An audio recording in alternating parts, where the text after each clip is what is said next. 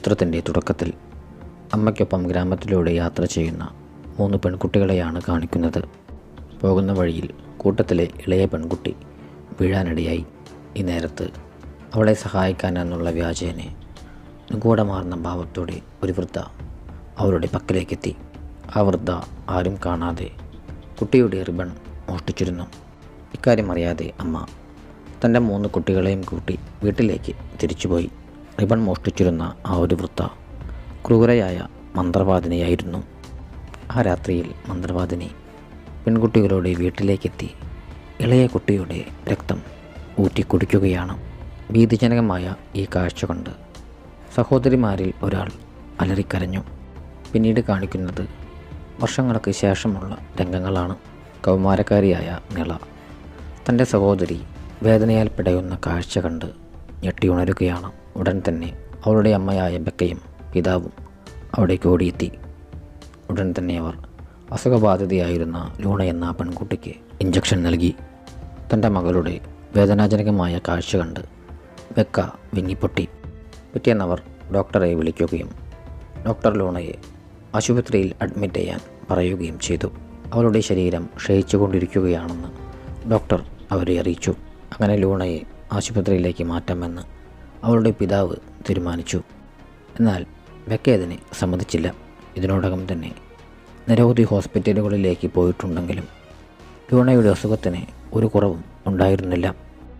അതിനാൽ തന്നെ ചികിത്സയ്ക്കായി തൻ്റെ ജന്മനാട്ടിലേക്ക് മടങ്ങണമെന്നായിരുന്നു ബെക്കയുടെ ആവശ്യം. ബെക്കയുടെ നിർബന്ധപ്രകാരം അപ്രകാരം തന്നെ ചെയ്യാമെന്ന് അവളുടെ ഭർത്താവും സമ്മതിച്ചു. ലൂണയ്ക്ക് വേണ്ടിയാണ് നമ്മളിതെല്ലാം ചെയ്യുന്നതെന്ന് ബെക്ക നിളയോട് പറഞ്ഞു. യാത്ര പോകുന്ന സമയത്ത് അവർ അവരുടെ അയൽക്കാരിയെ കാണാനിടയായി. രോഗിയായ ലൂണയുടെ പക്കലേക്ക് അയൽക്കാരി തൻ്റെ മകനെ അടുപ്പിച്ചിരുന്നില്ല. അവരുടെ അപ്പാർട്ട്മെൻറ്റ് കെട്ടിടത്തിൽ നിരവധി കുട്ടികൾ രോഗികളായി മാറിക്കഴിഞ്ഞുവെന്ന് അയൽക്കാരി ബെക്കയെ അറിയിച്ചു. ലൂണയെ സഹായിക്കാനായി അവർ ആ യാത്രയിൽ നിളയെ കൂടി കൊണ്ടുപോയിരുന്നു. പോകുന്ന വഴിയിൽ കുടുംബം ഒരു കുട്ടിയുടെ ശവസംസ്കാര ചടങ്ങ് കണ്ടിരുന്നു. ഏറെ നേരത്തെ യാത്രയ്ക്ക് ശേഷം അങ്ങനെ കുടുംബം അവരുടെ ലക്ഷ്യസ്ഥാനത്ത് എത്തിച്ചേർന്നു. ബെക്കയുടെ അമ്മയായ ജോസഫ അവരെ ഊഷ്മളമായി സ്വാഗതം ചെയ്തു. പിന്നീട് അവരേവരും ജോസഫയുടെ വീടിനകത്തേക്ക് പ്രവേശിക്കുകയാണ്. ഈ ഒരു സമയത്താണ് ആ വീട്ടിൽ മൊബൈൽ സിഗ്നലിലോ വൈഫൈയോ ഇല്ലെന്നുള്ള കാര്യം നിള ഞെട്ടലോടെ തിരിച്ചറിയുന്നത്. ഇത് കണ്ട് ലൂണയെയും കൂട്ടി പൂന്തോട്ടത്തിലേക്ക് പൊക്കോളുവെന്ന് ബെക്ക നിളയോട് പറഞ്ഞു. ആ കുളം ഇലകളെല്ലാം വീണ് വൃത്തിഹീനമായ നിലയിലായിരുന്നു. ഈ സമയത്ത് അവിടെ ജോസഫയുടെ ജോലിക്കാരനായ ഒരു തോട്ടക്കാരനും ഉണ്ടായിരുന്നു. വീട്ടിലേക്ക് മടങ്ങിയ നിള അവിടെ അവളുടെ അമ്മ ജോസഫയുമായി വഴക്കിടുന്ന രംഗങ്ങൾ കാണുകയാണ്. നീ നിൻ്റെ പെൺമക്കളെയും കൂട്ടി ഒരിക്കലും ഇവിടേക്ക് തിരിച്ചു വരാൻ പാടില്ലായിരുന്നുവെന്ന് ജോസഫ ബെക്കയോട് പറഞ്ഞു. ഇത് കേട്ട് തൻ്റെ പെൺമക്കൾക്കായി താൻ എന്തും ചെയ്യുമെന്ന് ബെക്ക അമ്മയ്ക്ക് മറുപടി നൽകുകയാണ്. നിള തങ്ങളെ ശ്രദ്ധിക്കുന്നുണ്ടെന്ന് കണ്ട് ജോസഫ വിഷയം മാറ്റി. തോട്ടക്കാരൻ കൂടാതെ തനിക്ക് ഒരു വേലക്കാരി കൂടിയുണ്ടെന്ന് ജോസഫ ബെക്കയെയും കൂട്ടരെയും അറിയിച്ചു. ശേഷം ജോസഫ അവർക്ക് തൻ്റെ വേലക്കാരിയെ പരിചയപ്പെടുത്തി കൊടുത്തു. അത്താഴം കഴിക്കുന്ന സമയത്ത് നിങ്ങളുടെ പൂർണ്ണ സമ്മതത്തോടെയാണോ ഇവിടേക്കുള്ള യാത്രയെന്ന് ജോസഫ ബെക്കയുടെ ഭർത്താവിനോട് ചോദിച്ചു. ഇത് ബെക്കയെ ദേഷ്യം പിടിപ്പിച്ചെങ്കിലും ബെക്കയുടെ ഭർത്താവ് വളരെ മാന്യമായ രീതിയിൽ തന്നെ അതിനുള്ള മറുപടി നൽകി. ഞങ്ങളുടെ അപ്പാർട്ട്മെൻറ്റിൽ ഒരു പകർച്ചവ്യാധിയുണ്ട്. അത് കുട്ടികളെ രോഗികളാക്കുകയാണെന്നും അസുഖം മാറാൻ വേണ്ടിയാണ് ലൂണയെയും കൂട്ടി ഇവിടേക്ക് വന്നതെന്നും അയാൾ ജോസഫയോട് പറഞ്ഞു. എന്നാൽ ലൂണയ്ക്ക് മാത്രം പകർച്ചവ്യാധി പിടിപെട്ടത് ജോസഫയിൽ സംശയമുളവാക്കിയിരുന്നു. തൻ്റെ ഭർത്താവുമായി റൊമാൻറ്റിക്കായി ഇടപഴകിക്കൊണ്ട് ബെക്ക ഈ ഒരു വിഷയം മാറ്റി. അത്താഴത്തിനു ശേഷം വീട്ടുജോലിക്കാരി നിളയുടെയും ലൂണയുടെയും റൂമിലേക്ക് ചെന്നു. ജോസഫ നിളയ്ക്ക് സമ്മാനിച്ചിരുന്ന ഒരു വസ്ത്രം അവൾ നിളയെ കാണിച്ചു. എന്നാൽ നിളയ്ക്കത് തീരെ അങ്ങ് ഇഷ്ടപ്പെട്ടിരുന്നില്ല. ഗ്രാമത്തിലെ എന്തെങ്കിലും കഥകൾ പറഞ്ഞു തരാനായി ലൂണ വേലക്കാരിയോട് ആവശ്യപ്പെട്ടു. ഗ്രാമത്തിലെ ഐഹിത്യ കഥകൾ അവരെ ഭയപ്പെടുത്തുമെന്നുള്ളതിനാൽ വേലക്കാരി അത് നിരസിച്ചു. താൻ ഭയപ്പെടില്ലെന്ന് ലൂണ തറപ്പിച്ച് പറഞ്ഞതോടെ ഗ്രാമത്തിലെ ആ ഒരു ഐഹിത്യം പറഞ്ഞു കൊടുക്കാൻ വേലക്കാരി സമ്മതിച്ചു. അങ്ങനെ സുന്ദരികളായ ആ 3 പെൺകുട്ടികളെക്കുറിച്ചുള്ള കഥ വേലക്കാരി അവരോട് പറയുകയാണ്. വർഷങ്ങൾക്ക് മുൻപ് സുന്ദരികളായ ആ 3 സഹോദരിമാർ ഉറങ്ങുന്ന സമയത്ത് ഒരു മന്ത്രവാദിനി അവരുടെ റൂമിലേക്കെത്തി. ശേഷം ആ മന്ത്രവാദിനി ഇളയ കുട്ടിയുടെ യൗവനം മോഷ്ടിക്കാനായി അവളുടെ രക്തം ഊറ്റിക്കുടിക്കുകയാണ്. അങ്ങനെ ആ ഒരു മന്ത്രവാദിനിക്ക് യൗവനത്തിലേക്ക് മടങ്ങുവാനായി സാധിക്കും. കൂട്ടത്തിലുണ്ടായിരുന്ന മൂത്ത സഹോദരിമാരിൽ ഒരാൾ ഭീകരമായ ഈ ഒരു ദൃശ്യം കണ്ടിരുന്നു. സ്ഥിരമായി മന്ത്രവാദിനി ആ കുട്ടിയുടെ രക്തം ഊറ്റിക്കുടിക്കാൻ തുടങ്ങിയതോടെ ഇളയ പെൺകുട്ടി അസുഖബാധിതയായി. അതോടെ മൂത്ത സഹോദരിമാർ മന്ത്രവാദിനിയെ അകറ്റി നിർത്താനായി ഇളയ പെൺകുട്ടിയുടെ മെത്തയ്ക്കടിയിലായി ഒരു കത്രിക വെച്ചു. കത്രികയുടെ സാന്നിധ്യം മന്ത്രവാദിനികളെ അകറ്റി നിർത്തുമെന്ന് വിശ്വസിക്കപ്പെട്ടിരുന്നു. പക്ഷേ അവർ വൈകിപ്പോയിരുന്നു. കാരണം ആ മന്ത്രവാദിനി ആ കുട്ടിയിൽ നിന്നും വളരെയധികം രക്തം ഊറ്റിക്കുടിച്ച് കഴിഞ്ഞിരുന്നു. പ്രശ്നപരിഹാരത്തിനായ സഹോദരിമാർ ദൂരെയുള്ള ഒരു മന്ത്രവാദിനിയെ ചെന്ന് കാണുകയാണ്. അനിയത്തിയുടെ ജീവൻ രക്ഷിക്കാനായി ആ മന്ത്രവാദിനി സഹോദരിമാരുമായി ഒരു കരാറിൽ ഏർപ്പെട്ടു. സഹോദരിയുടെ ജീവൻ രക്ഷിക്കാനായി ബാക്ക എന്നു പേരുള്ള ഒരു ജീവിയെ നിങ്ങൾ സൃഷ്ടിക്കണമെന്നും അതെങ്ങനെയാണ് ചെയ്യേണ്ടതെന്ന് ഞാൻ പറഞ്ഞു തരാമെന്നും മന്ത്രവാദിനി അവരെ അറിയിച്ചു. എന്നാൽ ഈ ഒരു ആചാരത്തിന് ഒരു പാർശ്വഫലമുണ്ടെന്നും മന്ത്രവാദിനി അവരോട് പറഞ്ഞു. കരീബിയൻ ദ്വീപിൽ കാണപ്പെട്ടിരുന്ന പുരാതനമായ ഇരുട്ടിൻ്റെ ജീവിയാണ് ബാക്ക. ആ ജീവി നമ്മുടെ ഏതൊരാഗ്രഹവും സഫലമാക്കുമെന്നും എന്നാൽ ആഗ്രഹം ചോദിക്കുന്ന വ്യക്തിക്ക് ആ ജീവി നാശമുണ്ടാക്കുമെന്നും മന്ത്രവാദിനി അവരെ ഓർമ്മിപ്പിച്ചു. അവരെ സഹായിക്കുന്നതിന് പകരമായി ആ ജീവിയോട് സമ്പത്ത് ചോദിച്ച് അത് തനിക്ക് നൽകണമെന്ന് മന്ത്രവാദിനി സഹോദരിമാരോട് പറഞ്ഞു. അങ്ങനെ സഹോദരിമാർ മന്ത്രവാദിനികൾക്ക് മാത്രം അറിയാവുന്ന നിഗൂഢമാർന്ന ആ ഒരു സ്ഥലത്തേക്ക് ചെല്ലുകയാണ്. അങ്ങനെ അവർ മന്ത്രവാദിനി കൊടുത്തിരുന്ന ഒട്ടകപക്ഷിയുടെ മുട്ട ഒരു കുട്ടിയുടെയും ആടിൻ്റെയും പാമ്പിൻ്റെയും രക്തം കലർത്തി പൂർണ്ണചന്ദ്രൻ്റെ നിലാവിൽ കുഴിച്ചിട്ടു. 6-ാം ദിവസത്തിനു ശേഷം ആ ഒരു മുട്ടയിൽ നിന്നും ബാക്കയെന്ന ഇരുട്ടിൻ്റെ ജീവി പിറന്നു. അങ്ങനെ അവരുടെ സഹോദരി സുഖം പ്രാപിക്കുകയാണ്. എന്നിരുന്നാലും അവളുടെ അസുഖം പൂർണ്ണമായും മാറിയിരുന്നില്ല. ശേഷം അവർ മന്ത്രവാദിനിക്ക് കൊടുത്തിരുന്ന വാക്കു പാലിച്ചു. മന്ത്രവാദിനി അവരെ തൻ്റെ ദാസിമാരായി കൂടെ നിർത്താമെന്ന് ആഗ്രഹിച്ചു. അതിനു പകരമായി മന്ത്രവാദം പഠിപ്പിച്ചു തരാമെന്ന് മന്ത്രവാദിനി അവർക്ക് വാഗ്ദാനം നൽകി. ഒരാൾ അതിന് സമ്മതിച്ചെങ്കിലും മറ്റേയാൾ അതിൽ നിന്നുമെല്ലാം വിട്ടുനിൽക്കാനാണ് ആഗ്രഹിച്ചിരുന്നത്. മന്ത്രവാദിനിയുടെ സഹായിയായി ജോലി ചെയ്തിരുന്ന സഹോദരി ഒരു ദിവസം തൻ്റെ അനിയത്തിയുടെ റിബൺ അവിടെ കാണാനിടയായി. അതോടെ തങ്ങളുടെ അനിയത്തിയെ രോഗിയാക്കിയത് ആ ഒരു മന്ത്രവാദിനിയാണെന്ന് അവൾ മനസ്സിലാക്കി. കോപത്തോടെ ആ സഹോദരി മന്ത്രവാദിനിയെ കൊലപ്പെടുത്താമെന്ന് തീരുമാനിച്ചു. ഈ ഒരു സമയത്താണ് ബെക്ക അവരുടെ റൂമിലേക്ക് പ്രവേശിക്കുന്നത്. അതോടെ കഥ പറച്ചിൽ അവസാനിച്ചു. തൻ്റെ കുട്ടികളോട് ഇതുപോലെയുള്ള കഥകൾ പറയരുതെന്ന് ബെക്ക വേലക്കാരിക്ക് താക്കീത് നൽകി. ശേഷം ബെക്ക നിളയെയും കൂട്ടി ആ ഒരു റൂമിൽ നിന്നും പുറത്തേക്കിറങ്ങി. ലൂണയ്ക്ക് മറ്റൊരു ചികിത്സാ രീതി കണ്ടെത്താനായി ഞാനും നിങ്ങളുടെ അച്ഛനും നാളെ ഇവിടെ നിന്നും പോവുകയാണെന്ന് അവൾ നിളയെ അറിയിച്ചു. ദേഷ്യത്തോടെ ഈ സമയത്ത് നിള ബെക്ക തൻ്റെ അമ്മയെ പേരെടുത്ത് വിളിക്കാറുള്ളതുപോലെ ബെക്കയുടെ പേരെടുത്ത് വിളിച്ചുകൊണ്ട് അവളെ ചീത്ത വിളിച്ചു. ഇത് കേട്ട് വിഷമത്തോടെ ബെക്ക അവിടെ നിന്നും പോവുകയാണ്. ഈ രംഗങ്ങളെല്ലാം ഒളിഞ്ഞു നിന്ന് ജോസഫ വീക്ഷിക്കുന്നത് നിള കണ്ടിരുന്നു. കുട്ടികളെ ജോസഫയുടെ പക്കലാക്കി പോകാൻ ബെക്കയ്ക്കും ഭർത്താവിനും തീരെ അങ്ങ് താല്പര്യമുണ്ടായിരുന്നില്ല. അവരിരുവരും ഇതേപ്പറ്റി സംസാരിക്കുന്നത് ജോസഫ ഒളിഞ്ഞു നിന്ന് കേൾക്കുന്നുണ്ടായിരുന്നു. പിറ്റേന്ന് രാവിലെ നിളയോട് യാത്ര പറഞ്ഞ് ബെക്കയും ഭർത്താവും അവിടെ നിന്നും പോവുകയാണ്. ഈ ഒരു സമയത്ത് ജോസഫ നിളയെ മമിത എന്ന് അഭിസംബോധന ചെയ്തിരുന്നു. പിന്നീട് ജോസഫ സസ്യാഹാരിയായ നിളയ്ക്ക് മാംസഭക്ഷണം നൽകുകയാണ്.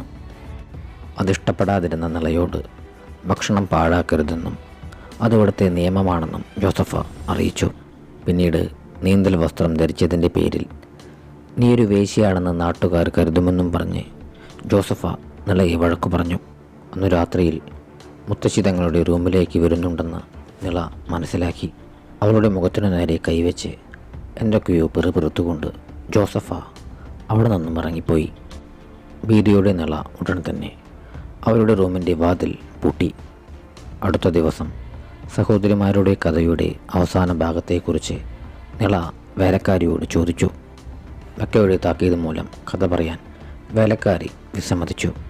അമ്മ ഇവിടെ ഇല്ലെന്ന് നിള അറിയിച്ചതോടെ ബാക്കി ഭാഗം കൂടി പറഞ്ഞു തരാമെന്ന് വേലക്കാരി സമ്മതിച്ചു. മന്ത്രവാദിനിയാണ് തങ്ങളുടെ സഹോദരിക്ക് അസുഖമുണ്ടാക്കിയത് എന്ന് മനസ്സിലാക്കിയതിനു ശേഷം സഹോദരിമാർ മന്ത്രവാദിനിയുടെ വീടിനകത്തേക്ക് നുഴഞ്ഞു കയറി. അവിടെ ഉണ്ടായിരുന്ന മത്തങ്ങയ്ക്കുള്ളിൽ അവർ മന്ത്രവാദിനിയുടെ തൊലി കണ്ടെത്തി. ഉപ്പ് മന്ത്രവാദിനികൾക്ക് പൊള്ളലുണ്ടാക്കുമെന്ന് അവർക്കറിയാമായിരുന്നു. അവർ മന്ത്രവാദിനിയുടെ തൊലിയുടെ അകത്തും പുറത്തും ഉപ്പ് പുരട്ടി. ശേഷം അവർ മന്ത്രവാദിനി അഴിച്ചു വെച്ചിരുന്ന തൊലി തലസ്ഥാനത്തു തന്നെ തിരികെ വെച്ചു. പിന്നീട് മന്ത്രവാദിനിയുടെ വരവും കാത്ത് അവരവിടെ ഒളിച്ചിരുന്നു. ഇക്കാര്യം അറിയാതെ ആ ഒരു മന്ത്രവാദിനി തൻ്റെ തൊലിയെടുത്തണിഞ്ഞു. അതോടുകൂടി മന്ത്രവാദിനിയുടെ ശരീരം പൊള്ളുകയും അത് കത്താൻ ആരംഭിക്കുകയും ചെയ്തു. മരിക്കുന്നതിലും തൊട്ടു മുൻപ് ആ ദുർമന്ത്രവാദിനി ആ സഹോദരിമാരെ കാണാനിടയായി.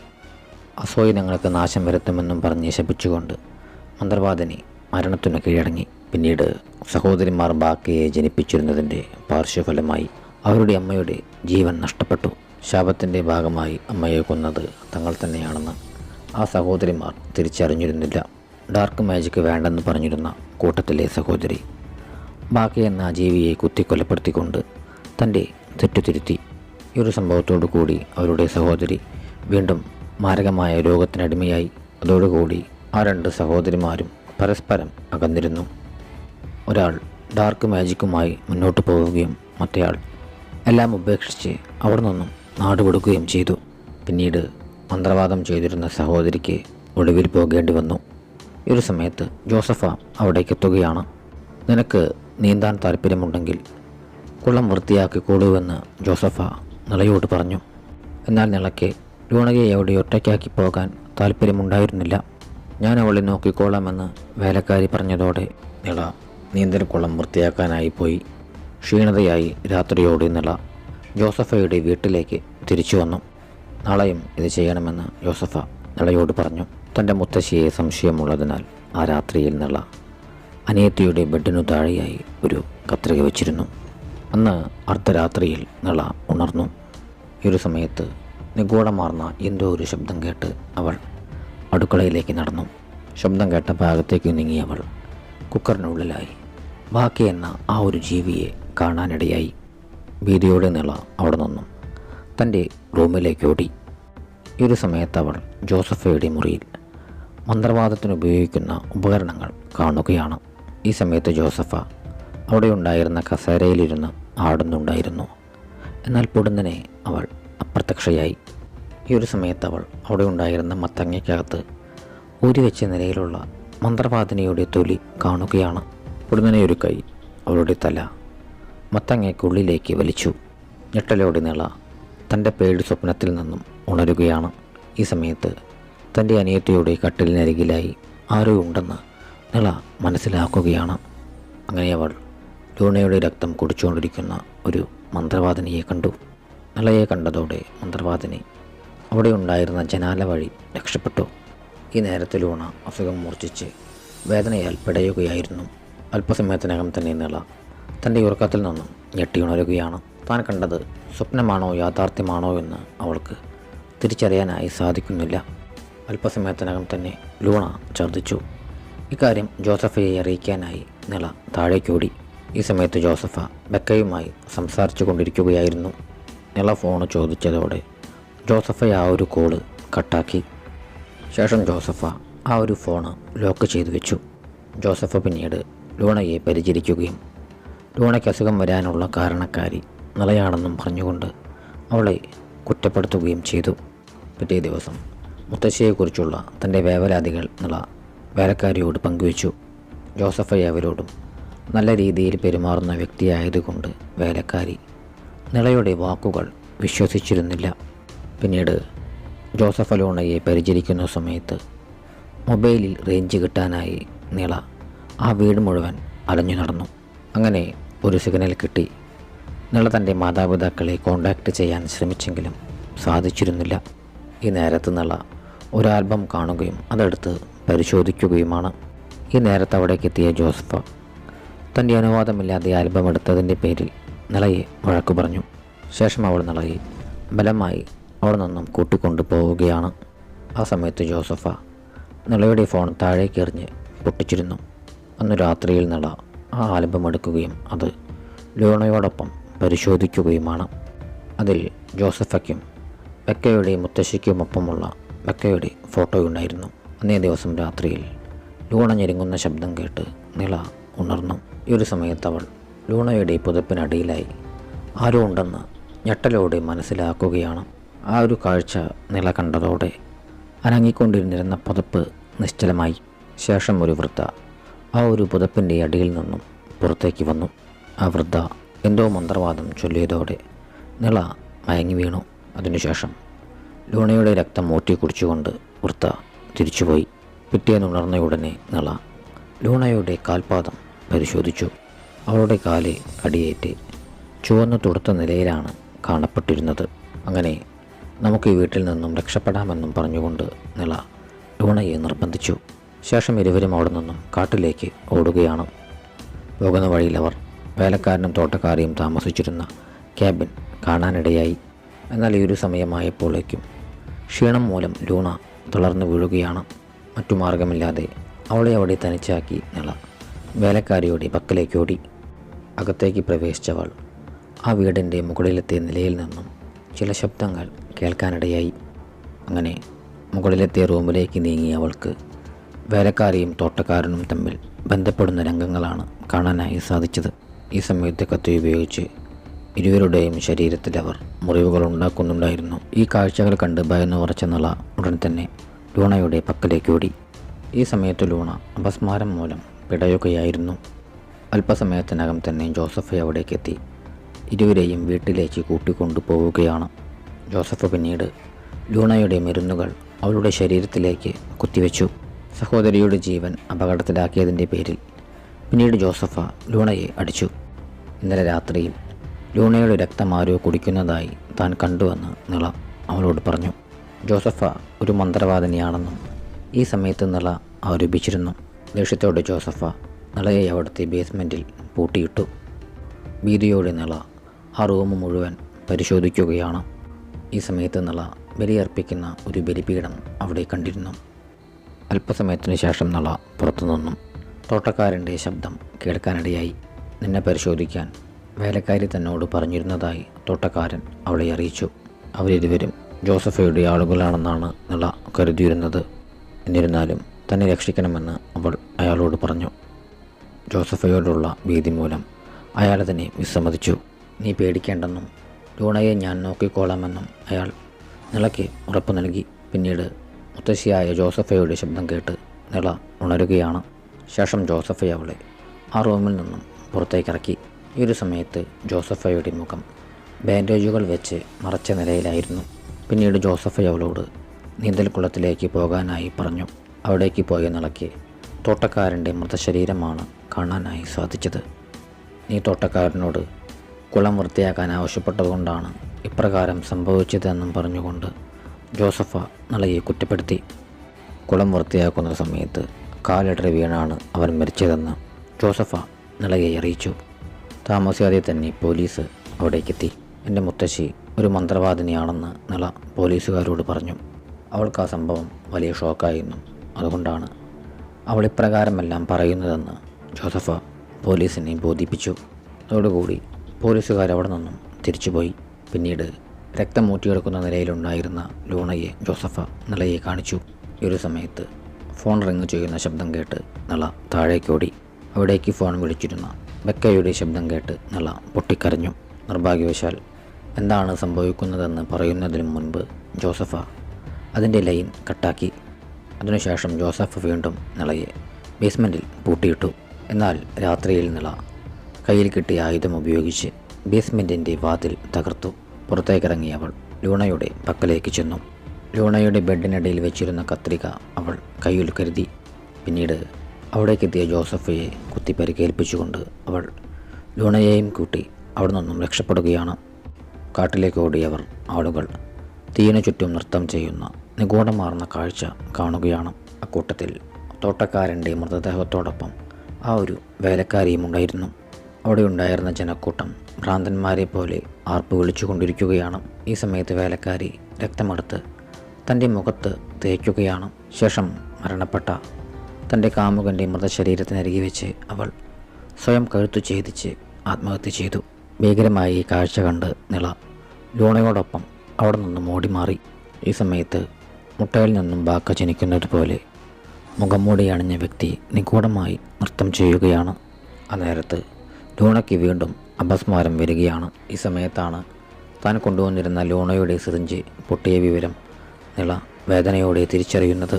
ഈ ഒരു സമയത്ത് ബെക്ക ബാക്കി എന്ന ആ ഒരു ഇരുട്ടിൻ്റെ ജീവിയെ ചുംബിക്കുകയാണ്. അതോടുകൂടി ലൂണ കണ്ണുകൾ തുറന്നു. അങ്ങനെ ബാക്കയുടെ ശക്തിയാൽ ലൂണയുടെ അസുഖം മാറിയിരിക്കുകയാണ്. നേരം പുലരുന്നതുവരെ അവരിരുവരും നടത്തം തുടർന്നു. അതീവ ക്ഷീണിതരായ അവരിരുവരും പിന്നീട് റോഡിൽ ബോധം കെട്ടു വീണു.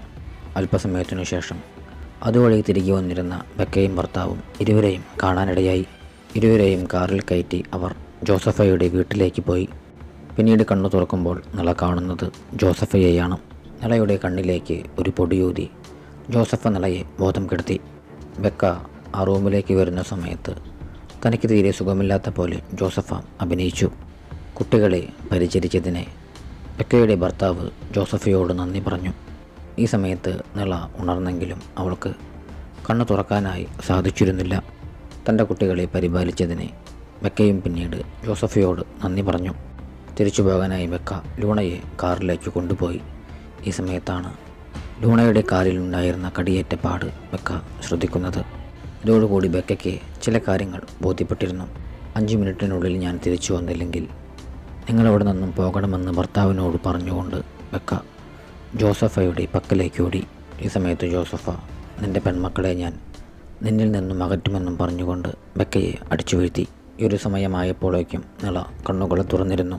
ഈ നേരത്തവൾ ബെക്കയും ജോസഫയും രോഗിയായ അനിയത്തിക്കൊപ്പം നിൽക്കുന്ന ഫോട്ടോ കാണുകയാണ്. അതോടുകൂടി അവർക്കൊപ്പം ഫോട്ടോയിലുണ്ടായിരുന്നത് ബെക്കയുടെ മുത്തശ്ശിയല്ലെന്നും രോഗിയായ അവരുടെ അനിയത്തിയാണെന്നും നിള തിരിച്ചറിയുകയാണ്.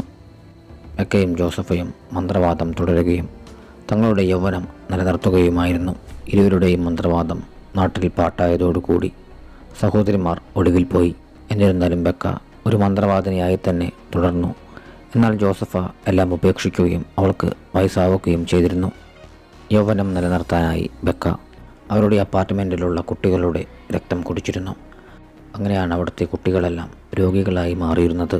എന്നാൽ ഈ ഒരു സമയത്ത് ജോസഫ വീണ്ടും മന്ത്രവാദത്തിലേക്ക് തിരിയുകയും ലൂണയുടെ രക്തം കുടിച്ച് ചെറുപ്പമായിരിക്കുകയുമാണ്. ഇരട്ടകളായിരുന്നതുകൊണ്ട് തന്നെ അവളിപ്പോൾ ബെക്കയുടെ രൂപത്തിലേക്ക് മാറിയിരിക്കുകയാണ്. കാരണം ബെക്കയുടെ ഭർത്താവിനെയും കുട്ടിയെയും കണ്ടപ്പോൾ ജോസഫയ്ക്ക് അസൂയ വന്നിരിക്കുന്നു. അവർ കൊന്നിരുന്ന ആ ഒരു മന്ത്രവാദിനിയുടെ ശാപമാണ് ഇതിനെല്ലാം ഇടയാക്കിയത്. ശേഷം ജോസഫ നിളയുടെ പക്കലേക്ക് ചെന്ന് ബെക്കയായി അഭിനയിക്കുകയാണ്. മുത്തശ്ശി കുറച്ചു കാലം നമുക്കൊപ്പം ഉണ്ടാകുമെന്ന് അവൾ നിളയോട് പറഞ്ഞു. അവൾ പിന്നീട് ബെക്കയുടെ ഭർത്താവിൻ്റെ പക്കലേക്ക് ചെന്ന് അവിടെ പ്രശ്നങ്ങളൊന്നുമില്ലെന്ന് അയാളെ അറിയിച്ചു. ഈ നേരം നിള കത്രികയുമായി ജോസഫയുടെ റൂമിലേക്ക് ചെല്ലുകയാണ്. ജോസഫ ബെക്കയെ അവിടെ തൻ്റെ രൂപത്തിൽ കിടത്തിയിട്ടുണ്ടായിരുന്നു. അത് ജോസഫയാണെന്ന് തെറ്റിദ്ധരിച്ച് നിള കത്രിക ഉപയോഗിച്ച് അവളെ ആഞ്ഞുകുത്തി. ഈ സമയം ജോസഫ ബെക്കയുടെ ഭർത്താവുമായി റൊമാൻറ്റിക്കായി ഇടപഴകുകയായിരുന്നു. നിള പിന്നീട് കയ്യിലുണ്ടായിരുന്ന ഉപ്പെടുത്ത് ബെക്കയുടെ ദേഹത്തേക്കിട്ടു. അങ്ങനെ ശരീരം വെന്തുരുകി ബെക്ക ദാരുണമായി മരണപ്പെടുകയാണ്. ബെക്ക മന്ത്രവാദത്തിലേക്ക് പോയതുകൊണ്ടാണ് തൻ്റെ അമ്മ മരണപ്പെട്ടതെന്ന് ജോസഫ വിശ്വസിച്ചിരുന്നു. ഈ ഒരു സമയത്ത് ജോസഫ നിളയിലൂടെ തൻ്റെ പ്രതികാരം കൂടി തീർക്കുകയായിരുന്നു. ശേഷം നിള തൻ്റെ ശരീരത്തിലുണ്ടായിരുന്ന രക്തം കഴുകിക്കളഞ്ഞു. പിന്നീട് അവൾ ജോസഫ കൊടുത്തിരുന്ന ആ ഒരു വസ്ത്രമണിഞ്ഞ് പുറത്തേക്ക് ഇറങ്ങുകയാണ്. ശേഷം നിള ഒന്നും മിണ്ടാതെ വാഹനത്തിലേക്ക് കയറി. വീട്ടിലേക്ക് തിരിച്ചെത്തിയ ലൂണയെ ഡോക്ടർ പരിശോധിക്കുകയും അത്ഭുതകരമാം വിധം അവളുടെ അസുഖം പൂർണ്ണമായും മാറിയെന്നും ഡോക്ടർ അവരെ അറിയിക്കുകയും ചെയ്തു. തിരിച്ചെത്തിയ നിള സംസാരിക്കാതെ ഇരിക്കുന്നത് കണ്ട് അവളുടെ അച്ഛനെ വിഷമമായി. ആ രാത്രിയിൽ കലശലായ വയറുവേദന മൂലം നിള ഉണർന്നു. അങ്ങനെ തനിക്ക് ആദ്യത്തെ ആർത്തവം വന്നുവെന്ന് അവൾ മനസ്സിലാക്കുകയാണ്. അവൾ രക്തം പുരണ്ട തൻ്റെ വസ്ത്രങ്ങൾ വാഷിംഗ് മെഷീനിൽ കൊണ്ടിടാനായി പോയി. ഈ ഒരു സമയത്ത് അവൾ ഒരു പെട്ടിയിൽ ജോസഫ ഒളിച്ചു വെച്ചിരുന്ന ബാക്കയെ കാണുകയാണ്. ശേഷം അവൾ അവിടെ നിന്നും ഊരിവെച്ച നിലയിലുള്ള മന്ത്രവാദിനിയുടെ തൊലിയും കണ്ടെത്തി. ഈ ഒരു സമയത്ത് ജോസഫ കുട്ടികളുടെ രക്തം കുടിച്ച് അവിടേക്ക് തിരിച്ചെത്തുകയാണ്. അങ്ങനെ അമ്മയൊരു മന്ത്രവാദിനിയായിരുന്നെന്ന് അവൾ ഭീതിയോടെ തിരിച്ചറിയുകയാണ്. അങ്ങനെ ബെക്കയെപ്പോലെ ജോസഫ അവളെ വാരിപ്പുണരുകയാണ്. ഈ സമയത്ത് ജോസഫ അറിയാതെ നിളയെ തൻ്റെ അനിയത്തിയുടെ പേരായ മമിത എന്ന് വിളിക്കുകയാണ്. അതോടുകൂടി അത് ബെക്കയല്ലെന്നും ജോസഫയാണെന്നും നിള ഭീതിയോടെ തിരിച്ചറിയുകയാണ്. ജോസഫയുടെ കയ്യിൽ നിന്നും രക്ഷപ്പെടാൻ ശ്രമിക്കുന്ന നിളയെ കാണിച്ചുകൊണ്ട് ചിത്രം അവസാനിക്കുന്നു.